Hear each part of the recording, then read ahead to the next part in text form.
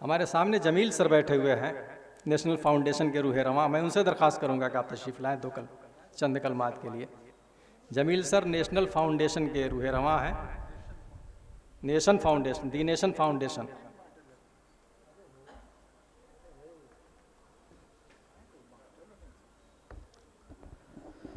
अस्सलामुअलैकुम। स्टेज पे जलवा अफरोज़ सदर साहब और मुअज़्ज़ज़ पर्सनालिटीज़ जो इस मऊ की हैं, एक बड़ी शख्सियत जो हमारे बीच में नहीं है और जिसके बारे में सभी लोग अपने अंदाज में उनकी खिदमात को बयान कर रहे हैं और तमाम लोगों ने अपने तासुरात को कलमबंद किया है और उनको उनके साहबजादे मौलाना अब्दुर्रहमान साहब ने एक किताब की शक्ल में मुरतब किया है। उनकी बातों को मैं सुन रहा था और एडवोकेट जनाब हरिद्वार राय सर ने कहा कि हर साल उनके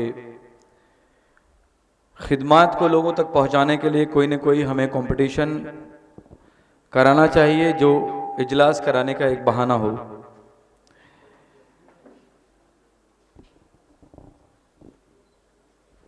हबीबुर रहमान पहलवान साहब एक समाजी लीडर थे। इल्म के मैदान में, राजनीति के मैदान में और कौम मिल्लत के मसाइल को हल करने में उन्होंने अपना जो मकाम और अपनी जो पर्सनालिटी लोगों के सामने रखी है, उसी पे आज तबसरा हो रहा है। मैं चाहूँगा कि जिस मदरसे के लिए जामिया आलिया अरबिया के लिए उन्होंने अपनी ज़िंदगी को वक्फ की, उनकी तमाम खिदमात को बुलेट पॉइंट में नोट करके अगर हम मदारिस के बच्चों तक लगातार पहुंचाते रहें। आमतौर से हम यूनिवर्सिटीज़ और मदरसों में अपने हिंदुस्तान की हिस्ट्री को, तारीख को पढ़ते हैं, मगर बहुत सारे ऐसे इंस्टीट्यूट हैं जिनके बानी, जिसको बनाने में ईंट से ईंट सजो के रखने वाले लोगों का नाम अक्सर उनमें पढ़ने वाले बच्चों को पता नहीं होता।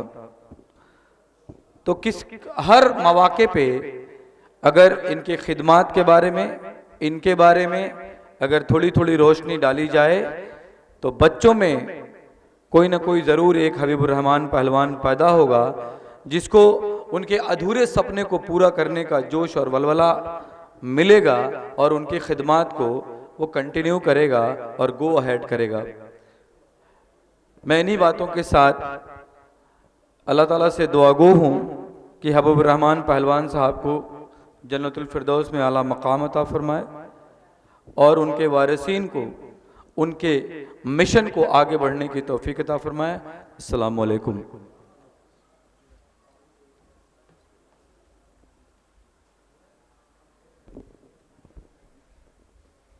दी नेशन फाउंडेशन के रूहे रवां नशी जमील सर के बाद